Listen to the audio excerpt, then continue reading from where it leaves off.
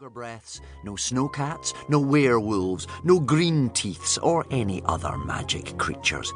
No flying, no enchanted objects, no spelling, cursing or charming, no magic whatsoever. And any wizards entering these lands may most unfortunately have their heads removed. By order of Her Majesty, Queen Sycorax, Iron Warrior Queen.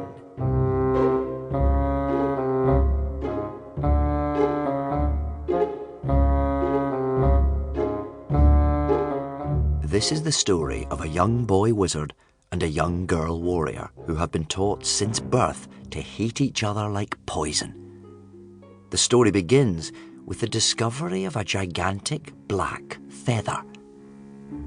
Could it be that the wizards and the warriors have been so busy fighting each other that they have not noticed the return of an ancient evil? Could that feather really be the feather of a witch?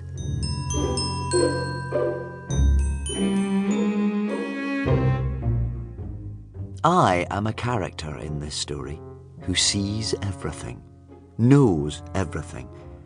I will not tell you who I am. See if you can guess. The story begins here.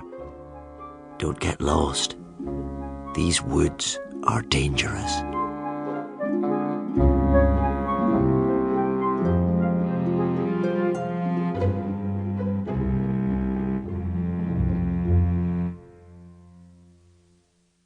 Part 1.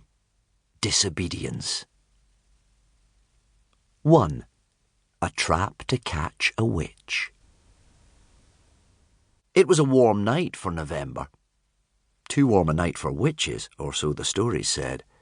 Witches were supposed to be extinct, of course, but Tsar had heard about the way they stank, and he imagined he could smell that now, in the quietness of the dark forest, a faint but definite stink of burning hair mixed with long dead mice and a little kick of viper's venom, once smelled, never forgotten. Tsar was a wild young human boy who belonged to the wizard tribe.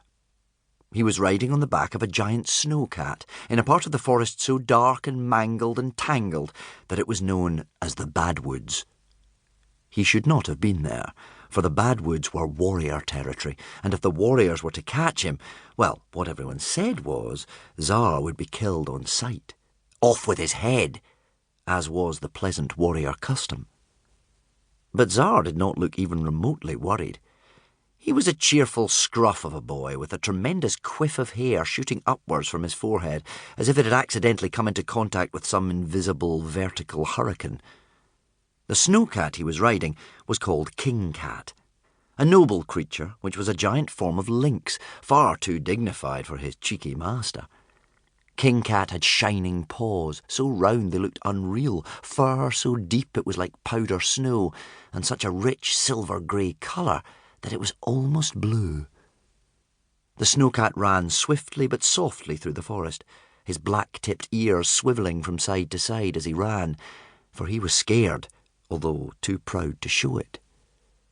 Only that very morning, Tsar's father, Incanzo the Enchanter, king of wizards, had reminded everyone that it was forbidden for any wizard to dare set one toe in the Badwoods. But Tsar was the most disobedient boy in the wizard kingdom in about 4 generations, and forbidding things only encouraged him.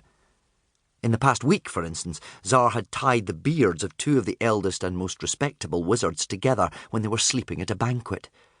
He had poured a love potion into the pigs' feeding trough, so the pigs developed mad, passionate crushes on Tsar's least favourite teacher, and followed him around wherever he went, making loud, enthusiastic squealing and kissing noises. He had accidentally burned down the western trees in Wizard Camp. Most of these things hadn't been entirely intentional, exactly. Tsar had just got carried away in the heat of the moment. And yet none of these disobedient things was half as bad as what Tsar was doing right now.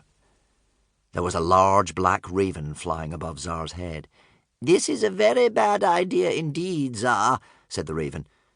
The talking raven was called Caliburn, and he would have been a handsome bird, but unfortunately it was his job to keep Tsar out of trouble, and the worry of this impossible mission meant his feathers kept falling out. "It isn't really fair."